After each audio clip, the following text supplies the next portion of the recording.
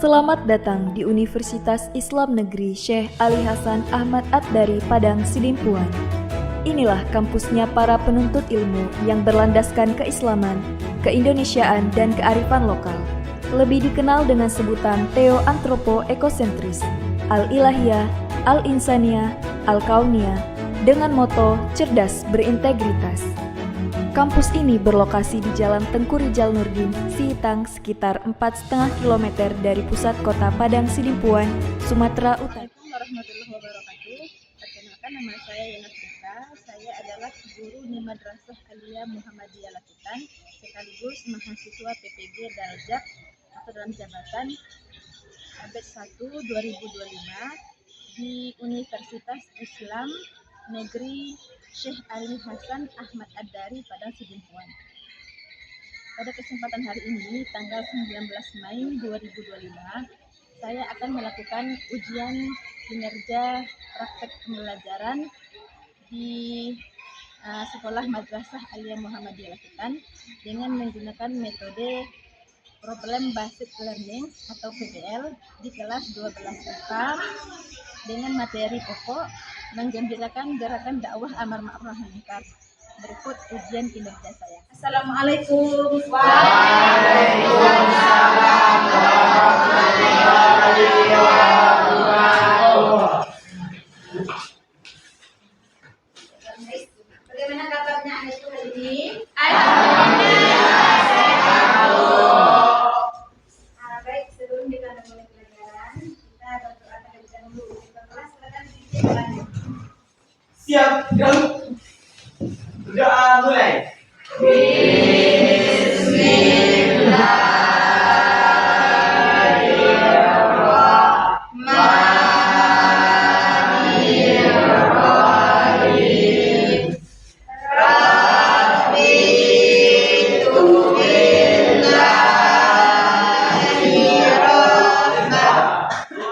Baik, Ibu akan mengambil absen terlebih dahulu. Siapa yang alfa? Ada? Yang sakit? Hadir semua? Hadir?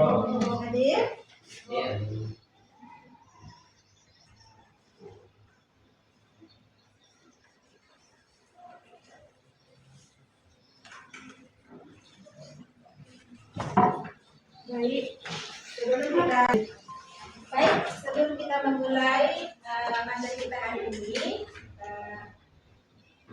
dengan mengungkapkan rasa cinta kita terhadap air, ada baiknya kita menyanyikan lagu kebangsaan kita.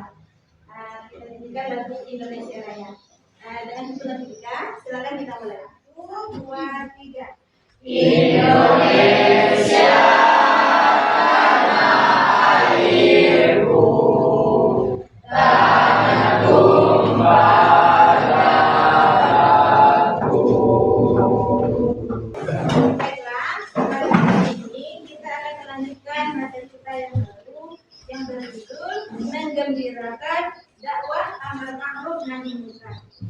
Namun sebelum kita masuk pada materi ini, ada baiknya Ibu sampaikan tujuan dari pembelajaran ini. Yang pertama, dengan mempelajari menggembirakan gerakan dakwah amar ma'ruf nahi munkar ini, kalian mampu memahami konsep tentang apa itu amar ma'ruf nahi munkar. Yang kedua, kalian mampu menjelaskan pentingnya menggembirakan dakwah amar ma'ruf nahi munkar. Kemudian tujuan yang ketiga, kalian mampu mengidentifikasi dalil-dalil yang berkaitan dengan amar ma'ruf nahi munkar, baik dari Al-Quran maupun dari hadis. Yang keempat, kalian mampu menerapkannya dakwah amar ma'ruf nahi munkar ini dalam kehidupan sehari-hari. Itu tujuan dari pembelajaran kita pada hari ini. Baik, kita masuk pada materi kita yang berjudul menggembirakan gerakan dakwah amar ma'ruf nahi munkar. Definisi amar ma'ruf.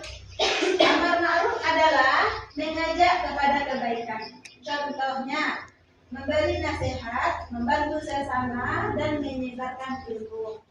Kemudian dalilnya terdapat dalam surat Al-Imran ayat 104 yang menyebutkan menyeru kebajikan. Anak ibu sudah ada yang tahu lafal dari ayat 104? Belum? Nah, ini akan kita pelajari. Yang bunyinya Bismillahirrahmanirrahim. Wal takum minkum ummatun yad'una ilal khair wa ya'muruna bil ma'ruf wa yanhauna 'anil munkar. Ulaika humul muflihun. Baik, dalam pelajaran Quran hadis selalu kita membahas arti dari kosakata ayat. Sekarang kita akan membahas dari kosakata ayat ini. Wal takum. Siapa yang tahu arti wal takum? Salah. Wal takum artinya dan hendaklah. Minkum. Ada Dari sebagian kamu. Ummatun. Sebagian umat. Yad'u yang menyeru ilal khair kepada kebajikan. Wa ya'muruna bil ma'ruf mengajak kepada yang ma'ruf. Wa yanhauna 'anil munkar dan mencegah dari kemungkaran. Ulaika ada yang tahu? Mereka itulah humul muflihun, orang-orang yang beruntung. Mari kita gabungkan kita belajar secara lengkap.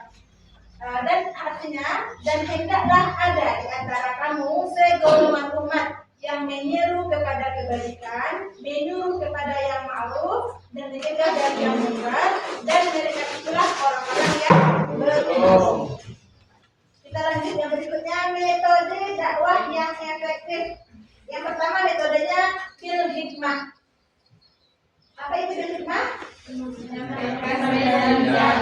Menyampaikan pesan dengan bijak. Ibu contohkan. Misalkan ada salah satu dari teman kalian yang tidak sholat. Ada lagi bersama-sama nih ceritanya. Kemudian ada salah satu dari teman kalian tidak sholat. Apakah kalian langsung menegurnya di tempat orang ramai atau tidak, kalian hanya membiarkannya saja? Baik, yang dimaksud dengan hikmah ini adalah jika ada kalian menemukan salah satu teman kalian tidak sholat, janganlah kalian menyuruh atau mengajarinya atau menasihatinya di depan orang umum, tapi bisa ia sendirian. Kemudian datangilah dia, kemudian nasihati dia dengan baik. Bagaimana caranya? Mungkin dengan kalian mengatakan atau menyampaikan sholat itu bisa menyenangkan hati. Dan kita dalam kehidupan ini yang paling kita butuhkan adalah ketenangan hati. Dan salah satu kuncinya adalah dengan mengerjakan sholat. Itu contohnya. Yang kedua, mau'izatil hasanah. Apa artinya? Memberi nasihat yang baik. Contoh lagi. Misalnya di keluarga kalian ada adik kalian yang suka melawan kepada ayah dan ibu. Bagaimana sikap kalian? Apakah kalian mendukung adik kalian tadi, atau kalian memberikan nasihat dengan cara yang baik? Memberikan cara nasihat dengan baik. Jangan kita memukulnya dengan cara kekerasan atau berkata-kata kasar. Itu salah satu contohnya. Kemudian bil mujadalah. Apa arti bil mujadalah? Diskusi dengan sopan. Di antara kalian contohnya misal ada pertemuan, kemudian bisa pertemuan tadi ada yang tidak beragama Islam dalamnya, mungkin teman-teman kalian, mungkin ada yang beragama Kristen di antara teman-teman kalian. Kemudian kalian lagi membahas masalah agama. Dengan membahas masalah agama, jangan kalian meremehkan kepercayaan orang lain. Tetap kita menghormati kepercayaan orang lain walaupun dia tidak seagama dengan kita. Kemudian akhlak mulia. Apa itu akhlak mulia? Menunjukkan contoh yang baik. Jadi sebelum kita menasihati atau mengajak orang lain, terlebih dahulu kita harus memperbaiki diri kita sendiri. Jangan kita menasihati orang lain, tapi kita masih banyak melakukan kelalaian, masih banyak melakukan pelanggaran-pelanggaran dalam syariat agama. Hadis tentang membudayakan amar ma'ruf nahi munkar. Bunyinya, qala Rasulullah sallallahu alaihi wasallam, man ra'a minkum munkaran falyughayyirhu bi yadihi, fa in lam yastati' fa bi lisanihi, fa in lam yastati' fa bi qalbihi, wa dzalika adwaful iman. Kita lihat terjemahannya. Barang siapa di antara kalian melihat kemungkaran, hendaklah ia mengubah dengan tangannya. Jika ia tidak mampu, maka dengan lisannya. Dan jika dia tidak mampu, maka dengan hatinya. Dan itu adalah selemah-lemahnya iman. Hadis yang diriwayatkan oleh Muslim nomor 49. Kalian bisa memahami makna dari hadis ini? Barang siapa di antara kalian melihat kemungkaran, maka hendaklah ia mengubah dengan tangannya. Maksud dengan tangannya di sini apa? Bukan. Maksud tangan di sini sebagai para ulama berpendapat itu mereka-mereka yang memiliki kekuasaan. Dalam tanda kutip pemerintahan, contohnya Asril menjabat sebagai bupati atau menjabat sebagai gubernur atau bahkan menjadi presiden. Kemudian Asril melihat di sekitar tempatnya ada perbuatan-perbuatan yang tidak senonoh. Dengan adanya kekuasaan yang dimiliki oleh Asril menjadi sebagai seorang gubernur, dia bisa dengan kekuasaannya tadi menyuruh bawahannya untuk menghentikan perkara-perkara yang tidak senonoh tadi. Itu contohnya. Jadi maksud tangan di sini adalah dia memiliki kekuasaan atau dia menjabat.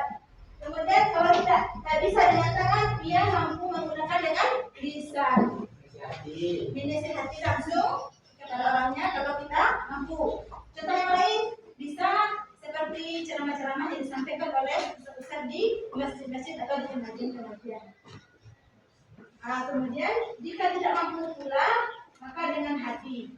Maksud dengan hati di sini, jika kita melihat lawan kita itu, misalnya lawan kita itu adalah orangnya melakukan pelanggaran-pelanggaran agama, namun dalam tingkatan segi ekonomi, segi pendidikan dia lebih dari kita, sehingga memberikan kita untuk langsung menasihatinya secara langsung.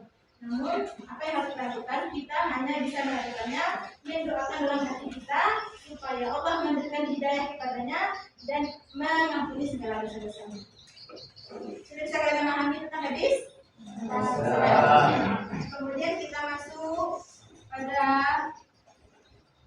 kisah inspiratif para dai. Di sini ada dari kisah Nabi, ada kisah dari sahabat, ada kisah dari ulama. Salah satu contoh dipanggil kisah dari Nabi Muhammad SAW.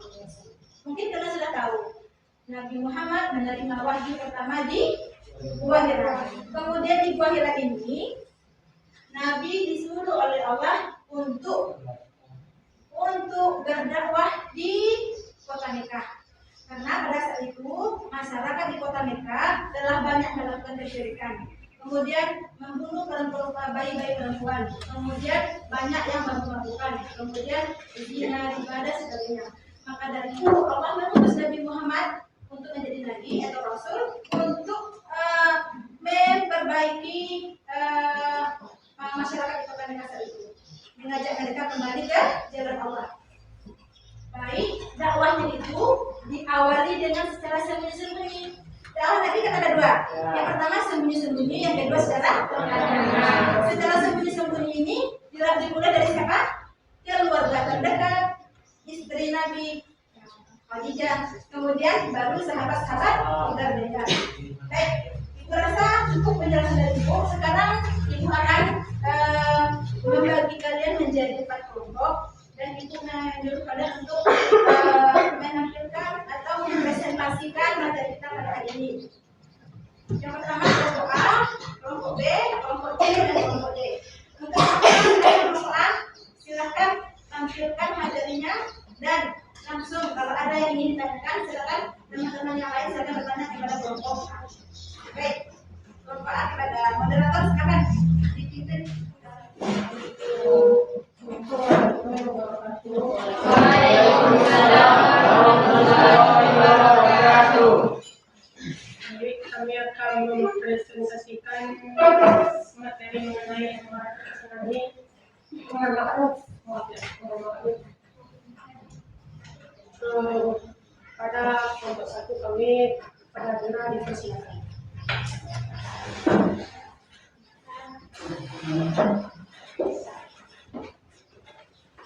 Materi aman makhluk. Pengertian aman makhluk. Amar ma'ruf secara bahasa berarti memerintahkan kepada yang baik.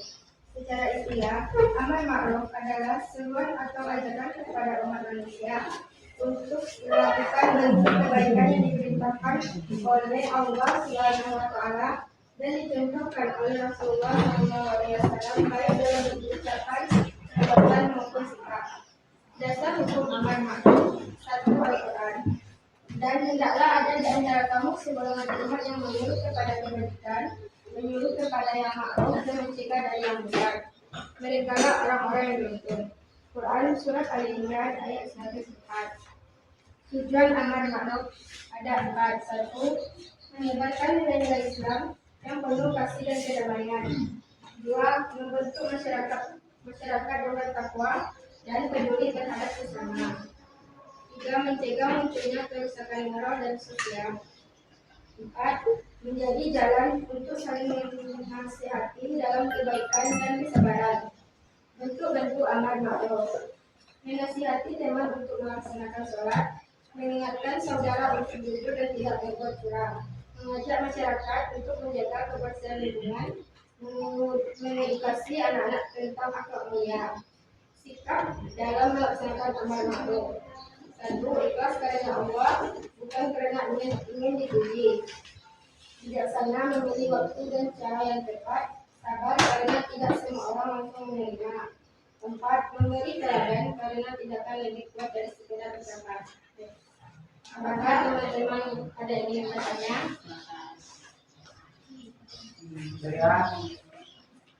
Kami dari kelompok B ingin bertanya kepada kelompok. Oke, terima kasih atas pertanyaan.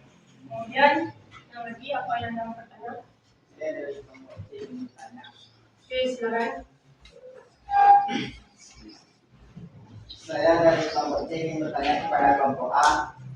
Berikan contoh bagaimana cara menerapkan gerakan amar ma'ruf dalam kehidupan sehari-hari dan dijelaskan pengertian dakwah secara bahasa Indonesia.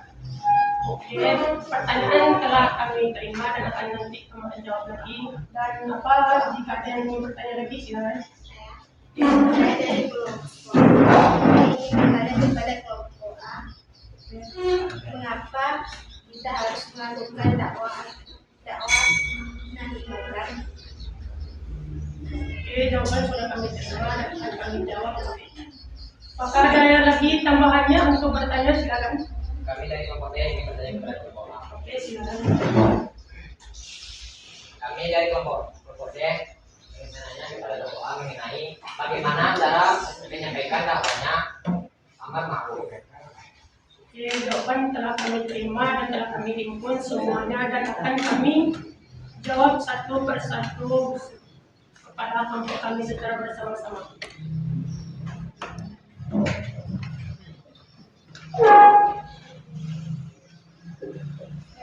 Saya akan menjawab pertanyaan ini. Apakah dalam kelompok B yaitu apakah manfaat amar ma'ruf nahi munkar?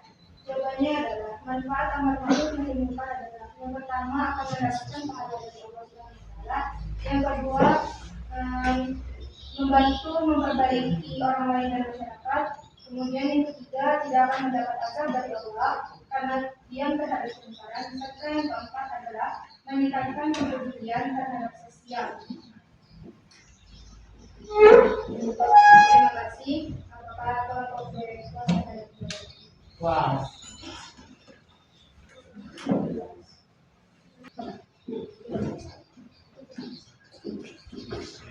Saya akan menjawab pertanyaan dari kelompok C.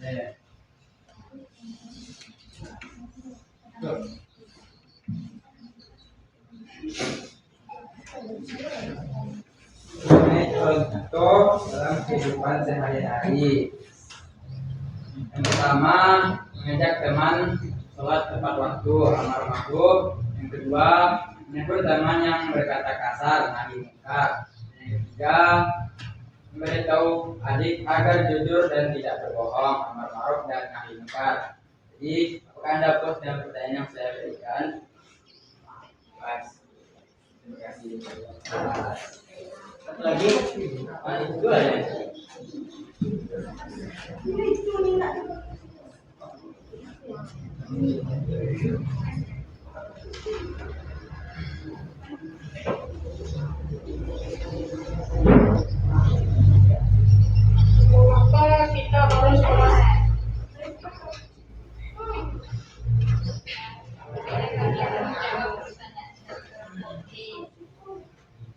Baiklah, kami akan menjawab dari pertanyaan tadi kelompok D, mengapa kita harus melakukan dakwah, melakukan amar ma'ruf nahi munkar.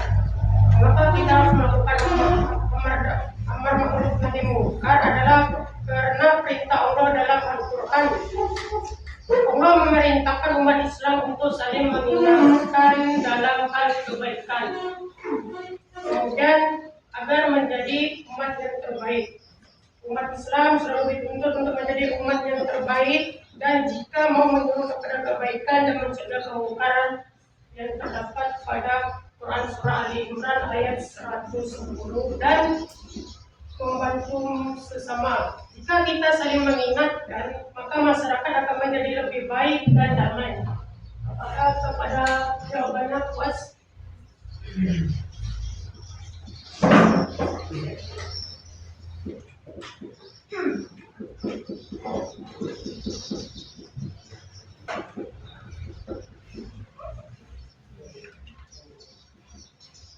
Baiklah, kami akan menjawab pertanyaan dari kelompok D.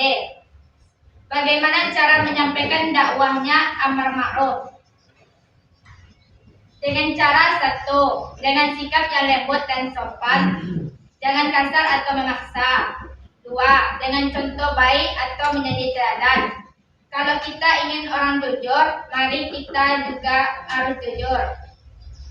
Tiga, dengan sabar. Tidak semua orang langsung menerima, jadi harus sabar dan terus mendoakan. Apakah kelompok D puas dengan jawabannya? Baik, selanjutnya untuk diminta pada kelompok B untuk menampilkan hasil diskusinya. Ada silakan Zaki. Silakan.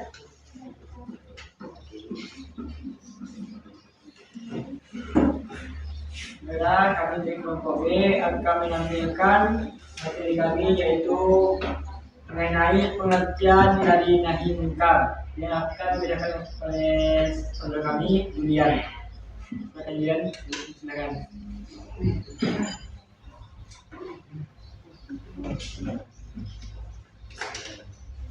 Assalamualaikum warahmatullahi wabarakatuh. Waalaikumsalam warahmatullahi wabarakatuh. Baiklah, saya akan membacakan hasil presentasi kami tentang nahi munkar. Secara bahasa, nahi munkar berarti mencegah dari keburukan. Sedangkan secara istilah, nahi munkar adalah upaya seorang muslim untuk mencegah atau menolak segala bentuk kemaksiatan dan perbuatan yang dilarang oleh Allah Subhanahu wa taala, baik dalam bentuk perkataan, perbuatan maupun keyakinan.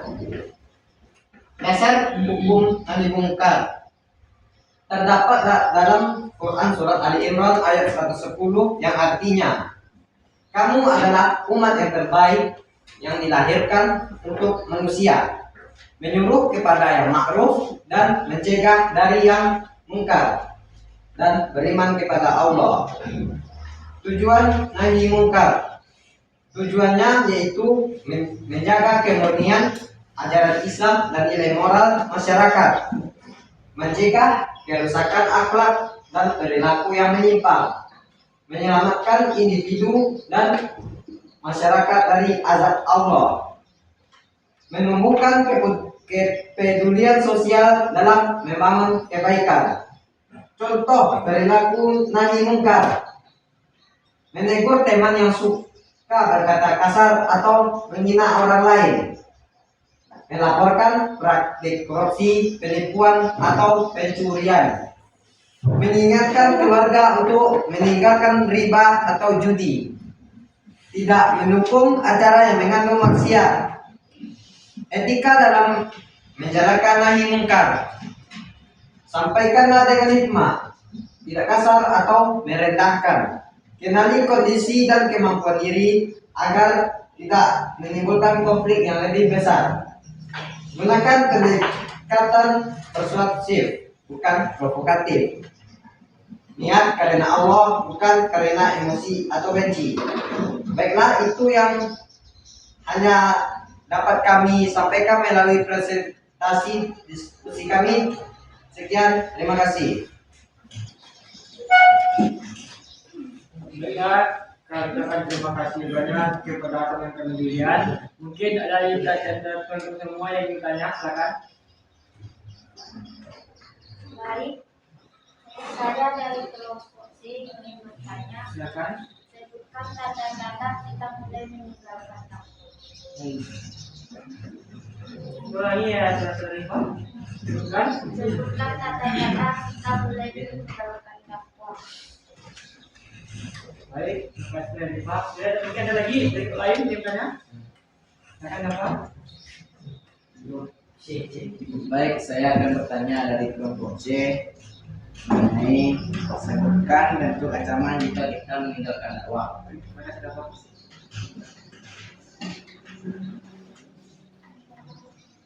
Baik, ada Pak silakan lagi yang tanya. Saya, Silakan, silakan. saya dari kelompok C ingin bertanya kepada kelompok B. Silakan. Jelaskan pengertian dakwah secara bahasa dan istilah. Baik, spesial.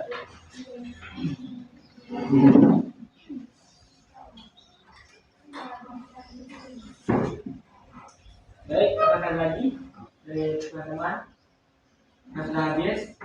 Baik, mungkin kami akan dimuka bersama. Nanti akan kami berikan jawabannya. Terima kasih.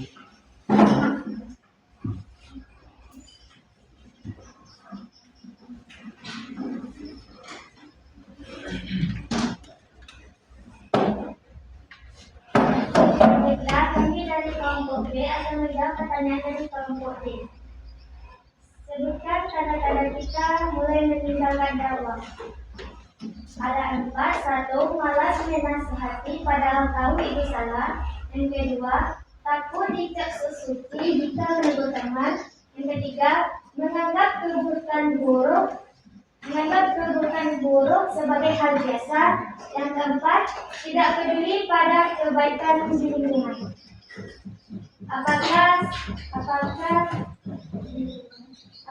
kelompok D puas dari pertanyaan saya?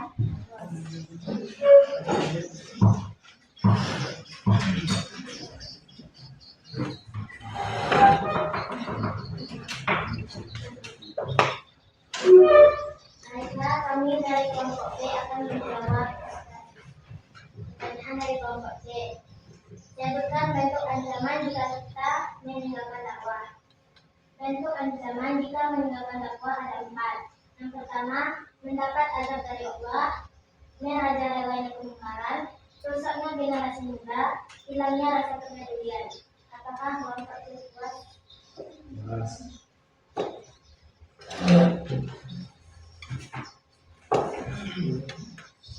Baiklah, saya akan menjawab pertanyaan dari kelompok C. Jelaskan pengertian dakwah secara bahasa dan istilah. Dakwah secara bahasa adalah ajakan, seruan atau panggilan. Dakwah secara istilah adalah upaya untuk menyebarkan kebenaran dan mengajak orang lain untuk mempercayainya. Apakah kelompok C puas? Puas. Baik, itu mungkin tadi jawaban dari pertanyaan dari teman-teman semua. Semoga apa yang mereka menjawabkan dapat menjawab semua pertanyaan dari teman semua. Saya Pak Sudarto dengan teman-temannya. Assalamualaikum warahmatullahi wabarakatuh. Waalaikumsalam warahmatullahi wabarakatuh. Dari penampilan teman-teman yang tadi, bisa memahami apa itu dakwah? Baik. Setelah kita membahas materi tentang menggembirakan dakwah amar ma'ruf nahi munkar, tentu kita menunjukkan bahwa dakwah itu hukumnya Sunnah. fardu kifayah. Fadli kifayah. Fardu kifayah itu apa? Harus ada yang tampil. Jangan kita hanya diam saja apabila kita telah melihat kemungkaran. Namun ada hendaknya di sebagian atau di antara kita untuk segera melakukan atau mengajak hal-hal yang buruk tadi agar tidak dilakukan. Kemudian dalam kehidupan sehari-hari ibu mengatakan mengerjakannya, baik itu dalam diri kalian sendiri, dalam kehidupan keluarga, dan dalam kehidupan masyarakat. Itu nanti tadi Bu. Seandainya kalian melihat adik kalian belum sholat, bagaimana cara gerakan amar ma'ruf nahi munkar kalian? Mengajaknya dengan cara lembut. Mengajaknya dengan sholat, dengan sejarah. Kemudian yang lain, contoh yang lain dan keluarga. Tidak melakukan orang tua. Tidak durhaka atau tidak suka berkata kasar kepada orang tua. Dan itu kuharapkan mulai dari diri kita sendiri terlebih dahulu. Sebelum kita menasehati keluarga kita, menasehati teman-teman kita, menasehati orang lain. Mulailah dari diri kita sendiri. Dengan caranya melaksanakan semua yang diperintahkan oleh Allah dan meninggalkan semua larangannya. Semua yang dicontohkan oleh Nabi itulah yang akan kita contoh, itu yang akan kita amalkan atau yang kita buat dari masa lalu. Baik, aku rasa kalian sudah bisa memahaminya mengenai dari hari ini. Waktu kita juga telah habis. Silakan untuk yang kelas berdoa sebelum mulai.